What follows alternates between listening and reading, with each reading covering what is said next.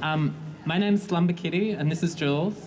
And I just wanted to say a couple of things. I'm a survivor of police violence and transphobic violence, as many people here are, and a staunch activist working to keep police out of our spaces.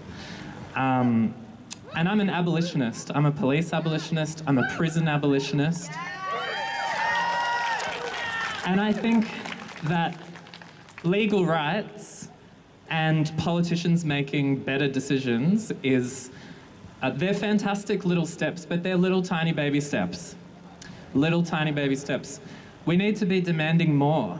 When we demand more, we win more. We get more.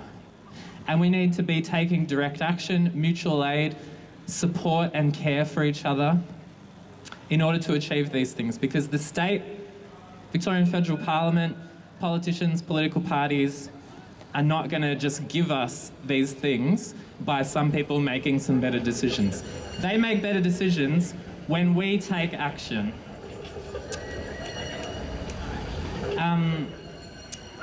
And there's a long and proud history of direct action, activism and mutual aid in the trans and gender diverse community.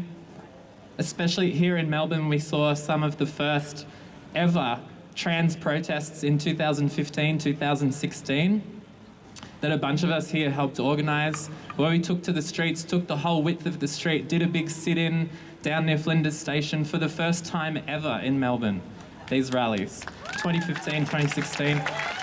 We've been disrupting Melbourne Pride March since about 2008. I think Melbourne Pride March has been disrupted because of the involvement of police, the involvement of corporations, the involvement of political parties. And we've shut down the Australian Christian Lobby events, several ACL events and transphobic book launches, and we've fought transphobes and fascists in the streets. And I just wanted to mention a bunch of those things. There's a bunch of people here today that have been doing those things, and it's really important to mention and acknowledge direct action, the importance of direct action. But we just wanted to mention some stuff because there's trans and gender diverse people being held in prisons in Australia, and Australia has one of the lowest ages of criminal responsibility. It's 10 years old.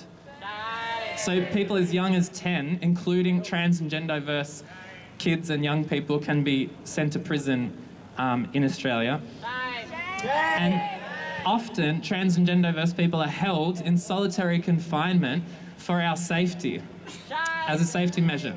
Now, solitary confinement, that might mean you're in solitary confinement for 2 months, 6 months, 3 years, 5 years.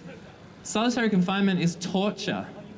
It's officially classified as torture and acknowledged as such by government bodies, United Nations, international human rights organisations. Solitary confinement is torture, but this is the reality of trans and gender diverse people being held in prisons all across Australia right now.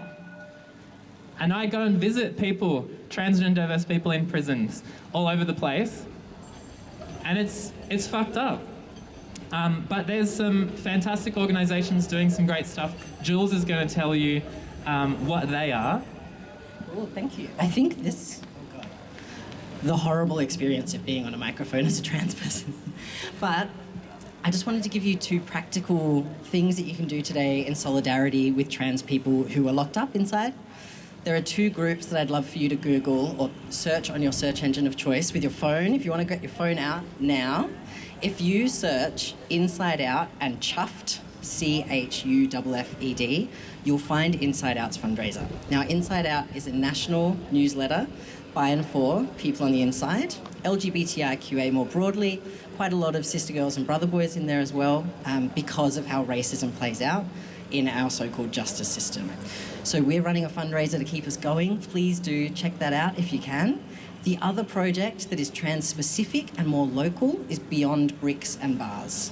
So please, please do check out Beyond Bricks and Bars. These are 2 practical ways we can support people who can't be here with us today and who should be here with us today.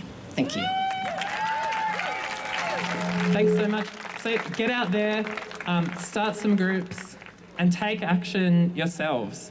Form an affinity group, get together with your friends, start a collective, get involved in stuff that's happening. There's some brand new social centres that have just opened, Black Spark in Thornbury and Catalyst Social Centre in Coburg, and they're fantastic places that are amazing spaces for trans and gender diverse people to organise. There's so much cool shit that we can do together when we organise outside of the state and against all of the things that are oppressing us for total liberation.